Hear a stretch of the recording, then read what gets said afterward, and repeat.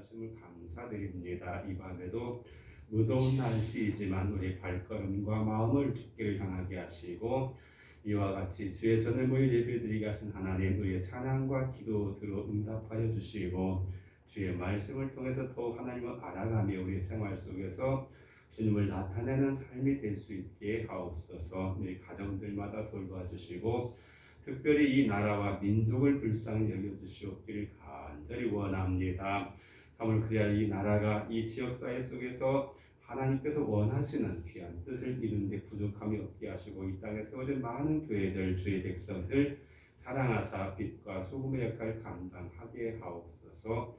이 밤도 예배를 주님께 의지합니다. 주께서 인도하여 주시옵소서.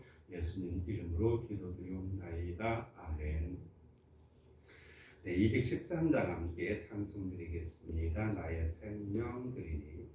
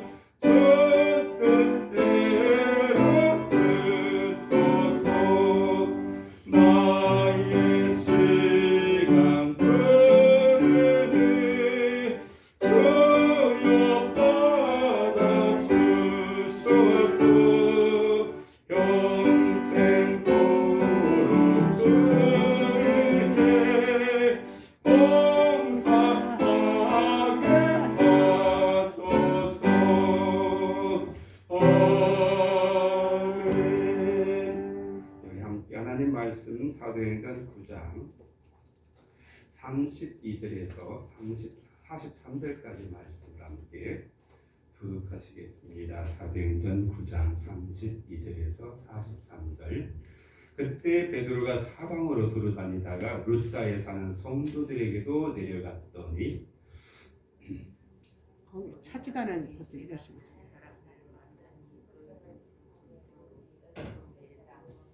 베드로가 이를 때 에니야야 예수 그리스도께서 너를 낫게 하시니 일어나 내 자리를 정돈하라 한데 곧 일어나니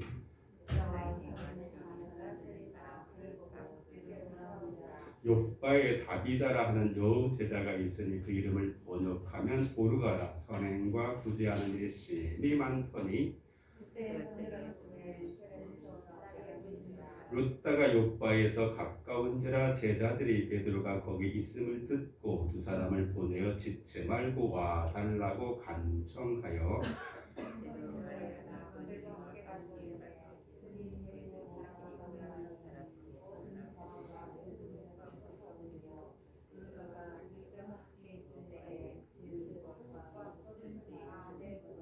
베드로가 사람을 다 내보내고 무릎을 꿇고 기도하고 돌이켜 시체를 향하여 이르되 다비다야 일어나라 하니 그가 눈을 떠 베드로를 보고 일어나 앉는지라.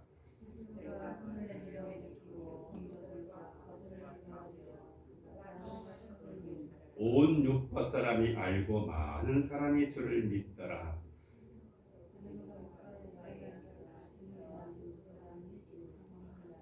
아멘. 네.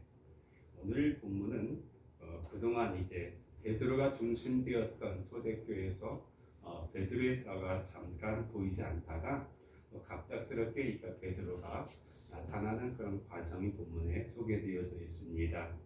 앞서서는 사울이 이제 주인공이 되어져서 그가 어떻게 주님을 만났고 어떻게 회심했고 또 그 뒤에 일어났던 여러 사건들을 통해서 됐는데 그래도 여전히 이제 베드로가 중요한 역할을 감당하는 그런 모습이 오늘 본문에도 소개하고 있는데 오늘 본문을 보면은 룻다와 욥바가 나옵니다. 룻다와 욥바는 이 예루살렘에서부터 좀 떨어진 그 북쪽에 위치한 그런 지역이라고 볼 수가 있겠습니다. 왜냐하면 앞서서 봤던 것처럼 예루살렘에는 이 유대인에 대한 특별히 기독교인에 대한 그런 박해가 심히 일어나가지고 성도들이 다 흩어져 버렸습니다. 예루살렘에 있다가는 언제 죽을지 모르는 그런 위험한 상황이기 때문에 그냥 정처 없이 이곳저곳에 흩어져 있는데 다행히 나름대로 그들끼리 서로 정보망이 있었고 연락처가 있었고 그 가운데 하나가 바로 이 곳에 있는 그런 곳에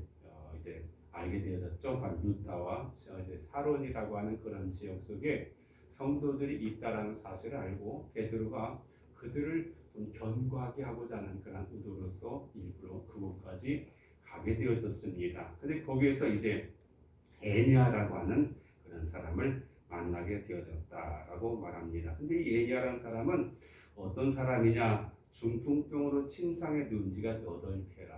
참 그래요. 이 중풍병에 걸리면은 참 당사자는 물론 불편하지만 문제는 당사자뿐만 아니라 그 옆에 가족들이 참 힘들어요. 우리 성도들 가운데 이제 그렇게 돌보신 분들이 계시는데 그래서 이 돌본 가운데 8회나 됐으니까 얼마나 불편했겠습니까? 본인은 그냥 미안하기도 할 것이고 또 나름대로 아프면은 또 아픈 대로 짜증나고 그러죠. 내 마음대로 되는 거 어디가 있습니까? 그래서 몸이 건강하더라도 세상살이가 힘들고 어려운데 이것도 불편한데 그래도 또 다른 사람들이 자기 때문에 고생하는 걸 보면 또 미안하기도 하고 또 옆에서 돌본 사람도 마찬가지요. 가족이라서 이런 저런 이유로 어쩔 수 없이 불편하고 감수해야 되고 그런 어려움들이 있는 가운데 있는데 자그마치 이제 8년 정도 됐으니까 참 어려웠다. 근데 베드로가 이 사람을 가만히 보더니 34절에 보니까 에니아냐 예수 그리스도께서 늘 낫게 하신 일어나 내 자리를 정돈하라 한대. 그리고 참 이렇게 말만 해가지고 되면 얼마나 좋겠어요. 하나님의 역사하심이 참 그래요. 아픈 사람 가가지고 야 애니아야 예수 그리스도께서 널 낫게 하신 일어나라 해가지고 딱 일어나 버리면 얼마나 좋겠어요.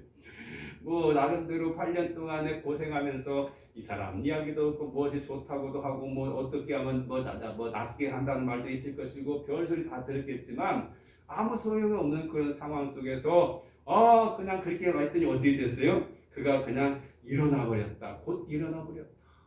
참 하나님의 능력이 이 초대교회에 보면은 사도행전 속에 나타나는 부분 정말로 이게 정말 말도 안 되는 것처럼 그렇게 역사가 나타나는 걸 보게 됩니다. 근데 그렇게 할 수밖에 없었던 이유는 그런 어려운 상황 속에서 성도들이 예수를 시인하고 복음을 증거하기 위해서 집을 떠나가게 되어지고 객지에 나그네의 삶을 살아가는 것도 마다하지 않고 죽음도 불사하면서 예수 그리스도를 주로 고백하면서 하는 그것을 속에 하나님이 어떻게 가만히 놔둘 수 있겠어요? 능력으로 함께 하셔서 그들로 하여금 그들을 힘있게 하셨던 걸 보게 됩니다. 그래가지고 어떤 일이 일어났냐? 바로 35절에 보니까요. 룻다와 사론에 사는 사람이 다 그를 보고 주께로 돌아오니라. 그래요. 시골 사람들은요, 그 사람들이 많이 안 살기 때문에 어느 집에 무슨 일이 있었다면 다 알잖아요. 웬만하면 다 알잖아요. 저같이 누워있는 지 8년이나 되었으니까 참 이 사람 나이가 얼마간 소개되고 있지 않지만 되게 많지 않을 것 같아요. 그런데 그 사람이 8년 동안 중풍병 걸렸다 가지고 베드로가 와가지고 말만 했더니 그냥 나섰다고 하니 얼마나 사람들이 구경 삼아서도 왔을 거예요. 축하하는 의미도 왔을 것이고 진짜인가 가짜인가 해가지고도 확인하고 싶어도 오게 되어졌고 그다음에 진짜 쌩쌩하니 정상적인 사람 돼가지고 돌아다니니 얼마나 놀랐겠어요. 지금처럼 의료시설이 있는 것도 아니고 치료할 수 있는 기술이 있는 것도 아니고 그냥 중풍병 걸리면 요즘 같은데 사실은 고치기가 어렵잖아요. 그냥 조금 그 고통을 면피하고 여러 가지로 후유증에 대해서 하는 것이지 정상적으로 돌리기가 상당히 어려운 것인데 이미 그렇잖아요. 중풍병이 걸리면 뇌 일부가 다 망가져 버리고 뇌혈관이나 이런 것들이 다 망가져 가지고 신경이 죽어가지고 어쩔 수 없는 그런 상황들인데 그가 멀쩡하게 이렇게 정상적이 됐으니 얼마나 놀랍게 역사합니까? 그걸 통해서 참큰 힘을 얻었을 것 같아요. 그런데 바로 그 이웃에 욥바라고 하는 그런 지역이 있었다라고 말하고 있습니다. 그런데 여기에 누가 있냐? 다비다라고 하는 그런 또 여제자가 있었다. 사실 사도행전에 보면 제자 이야기가 많이 나오는데 여제자라고 소개된 사람은 별로 없습니다. 이 다비다라는 사람은 어떻게 이 욥바에 살고 있는데도 불구하고 예수님의 여제자라고 소개할 정도로 그런 복음에 대한 열정이 있었고 사람들 속에서 인정받는 그런 사람이었다. 특히 이 사람의 장기는 뭐였냐? 어려운 사람들 도와주는 일에 솔선수범했다라고 볼 수가 있겠습니다. 우리가 인도하면은 그 인도에 굉장히 그 간디도 유명하지만 우리가 아는 것처럼 정말로 부장 선생님이면서 사람들 도와주고 그 했던 그걸 우리가 기억하고 있잖아요. 이렇게 어려운 사람들 도와주게 되면 참 이게 큰 덕이 되어지는 걸 보게 됩니다. 36절에 보면은 그 이름을 번역하면 도르가인데 선행과 구제하는 일이 심히 많다. 이 도르가라고 하는 말의 뜻은요 사슴이라고 하는 그런 의미가 가지고 있어요. 사슴. 우리가 사슴하면은 그 사슴의 모습 보면서 특별히 눈을 보면은 정말로 참 이쁘잖아요. 그런데 어쨌든 이 도르가라고 하는 사람은 그런 이름을 가지고 있고 그런 별명을 가지고 있으면서 도르가라고 하는 것은 이게 성경 보면은 이름 두 가지씩 나온 사람이 많아요. 다비다라고 하는 것과 도르가라고 하는 것이 몇 개냐면 이렇게 생각해요. 히브리식 이름이 있고 그것을 또 헬라식 이름이 있어서 그래요. 우리도 일제 시대 때는 많이 막 창씨 개명도 하고 막 그 이름 그렇게 많이 했잖아요. 그런 것처럼 이제 헬라 그 문화 속에서 로마의 지배 속에서는 그런 것이 있었기 때문에 우리가 사울이 나중에 바울 이렇게 되는 것처럼 그런 이 식의 이름이 있는 걸 볼 수 있습니다. 근데 그가 어떻게 됐냐? 37절에 병들어 죽음에 시체를 씻어 다락에 누입니다. 이미 죽어가지고 어떻게 딱 염해가지고 그걸 갖다가 다락에 이제 해가지고 장례 절차만이 남아있는 그런 상태였어요. 이미 다 어떻게 끝장난 거죠. 앞에서 이 8년 된 중풍병자하고는 이미 이거 이야기가 다른 이야기예요. 이미 이 사람은 왜 죽었는지 정확하게 모르겠죠. 어떤 병인지는 모르겠습니다만은 어쨌든 그런 급사 정도 해가지고 혈관인지 뭔지는 몰라요. 그런 건 전혀 안 나와요. 어쨌든 죽었어. 그래서 이미 다 씻어가지고 그 깨끗하게 이제 옷 입혀가지고 다락에 누이게 되었다. 근데 루다가 바로 요바에 가까운데 사람들이 이제 예수 믿던 사람들이 옆에 루다에서 이제 앞에서 보니까 에냐라는 사람이 중풍병으로 그렇게 고생했는데 사도 베드로가 와가지고 그를 낫게 했다. 하나님의 능력이 그를 고쳐줬다. 그리고 혹시 행여 그 하나님께서 여기서도 또 역사하시면 어떨까 해가지고 사람을 급히 보냈습니다. 베드로에게 해가지고 지체 말고 와 나가달라 두 사람을 보냈습니다. 그래가지고 그 초청에 베드로도 응할 수밖에 없게 되어졌습니다. 그래서 간청했다고 말하죠.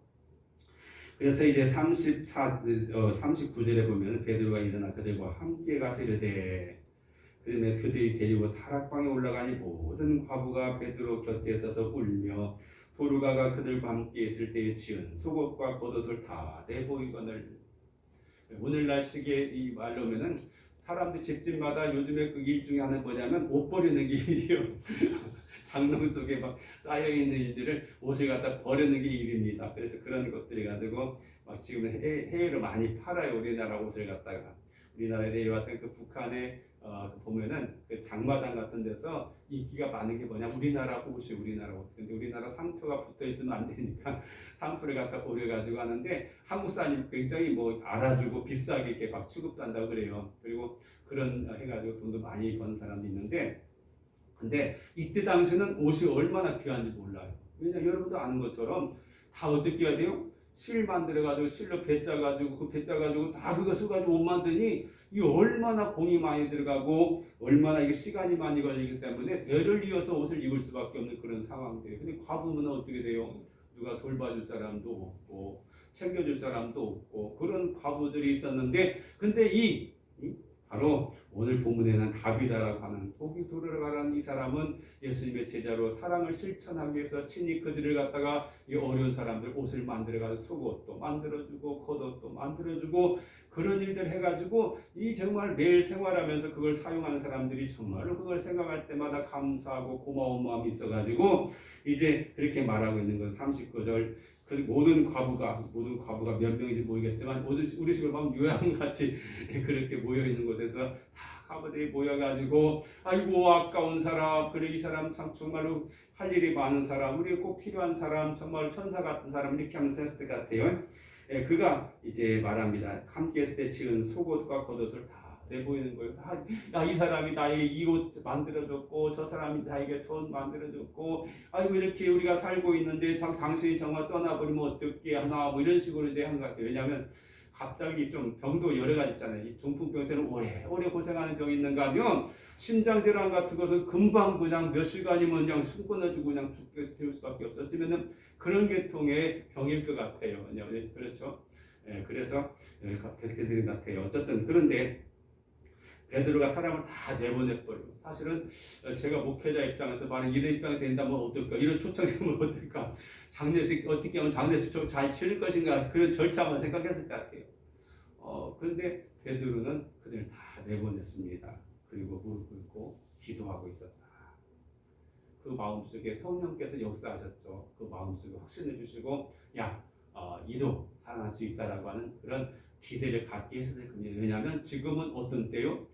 예수님께서 부활하셔서 그 제자들에게 성령을 부어주시고 또 제자들 통해서 정말 예수님이 했었던 그 일들을 행하게 하시는 것을 통해서 과거에 주님께서 자기의 주신 말씀 가운데 너희들은 이보다 더 큰 일을 할 수 있을 거라고 하는 그런 말씀들이 그의 믿음으로 자라났을 때 그래 우리 주님은 항상 살아계시고 오늘도 앞에서 이제 이와 같이 엘리야를 고쳐주신 것처럼 이 사람도 다시금 이 사람들의 울음과 이 사람들의 기대 속에서 뭔가 역사가 나타날 거라고 하는 그런 기대 같아요. 그래서 말하고 있죠. 시체를 향하여 이르되 다비다야 일어나라.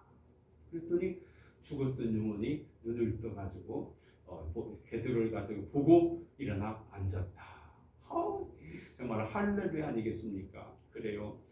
그렇게 하나님께 놀랍게 역사가 일어났어요. 그래서 41절 베드로가 손을 내밀어 일으키고 성도들과 과부들을 불러들여 여기 보면은 이 성도들과 과부들 여기서도 이제 그 지역 속에서 예수 믿는 사람들이 있었고 또 나름대로 이렇게 교회 같은 형태를 가지고 있었던 것 같습니다. 다 그리고 사람들한테 와봐라 했더니 죽어가지고 다 염해가지고 여기 다락에 놨던 사람이 일어나서 앉아 있어요. 정말로 기가 막힐 노릇이고 홈디렉사라는 그런 말인데 그래가지고 42절 온 요파 사람이 알고 많은 사람들이 주를 믿더라. 그래요. 그래도 보면은 많은 사람이 주를 믿었지만 또 이면에 보면 그래도 못 믿는 사람 안 믿어.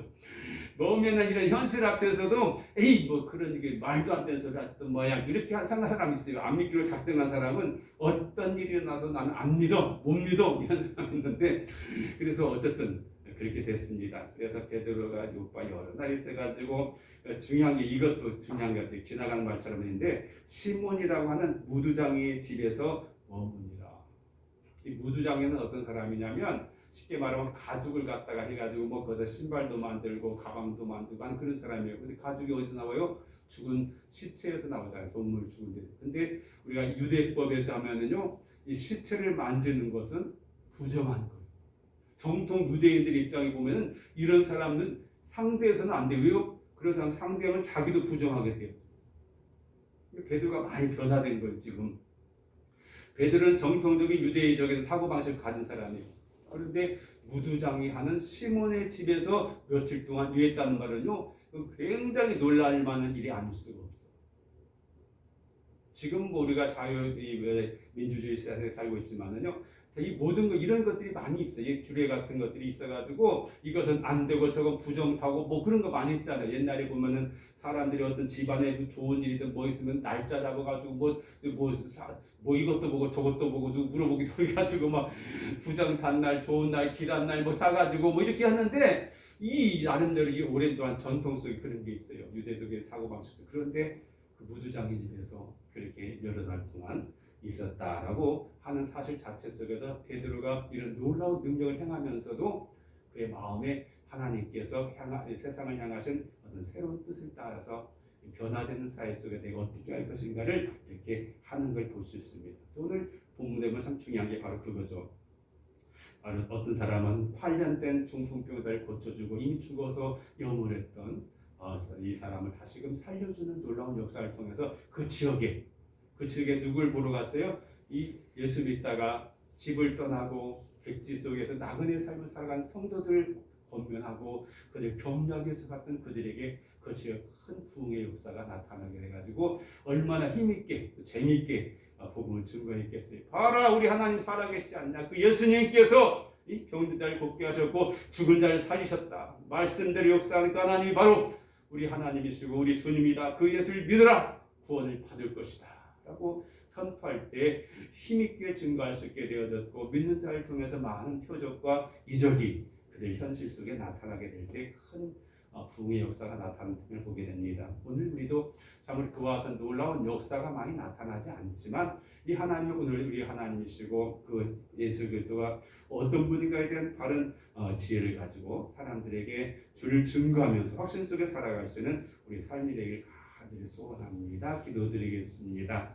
사랑하시는 아버지 하나님, 세상을 살다 보면은 참으로 여러 가지 많은 질병으로 고통당하기도 하고 때로는 급작스럽게 대비가 안 된 사람이 뜻밖의 어려움과 죽음을 맞이해서 주변 사람들 슬프게 하고 또 이제 어려움을 당하게 할 때가 많이 있습니다. 그런데 하나님께서는 오늘 본문 속에서 정말 사랑하는 그의 제자들을 위해서 또 더 큰 일을 이루기 위해서 놀라운 기적으로 역사하셔서 사람들로 하여금 슬픔이 변하여 참으로 놀라운 경의가 되게 하시고 하나님을 찬양케 하셨던 것처럼 오늘도 우리 시대 속에서 이 코로나19로 고통당하는 사람들 가운데 역사는 하나님 그리고 여러 가지로 경제적으로 사회적으로 압박과 어려움 속에 있는 사람들의 참다운 자유와 평강을 허락하여 주셔서 우리가 더욱더 주님을 의지하는 자에게 기쁨이 있게 하시고 확신 가운데 주의 복음을 증거케 하옵소서. 그리고 주 예수님 이름으로 기도드리옵나이다. 아멘.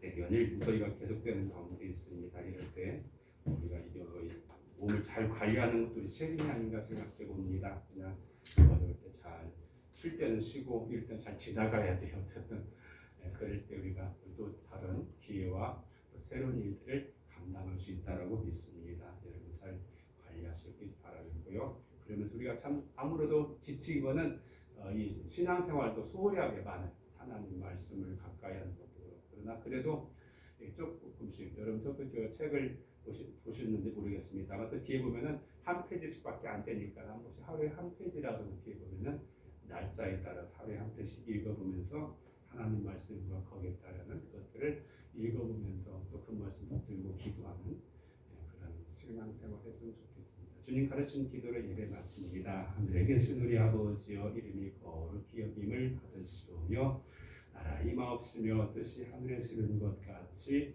땅에서도 이루어지이다. 오늘날 우리에게 일용할 양식을 주옵시고 우리가 우리에게 죄 지은 자를 사하여 준 것 같이 우리 죄를 사하여 주옵시고 우리를 시험에 들게 하지 마옵시고 다만 악에서 구하옵소서. 나라와 권세와 영광이 아버지께 영원히 있사옵나이다. 아멘.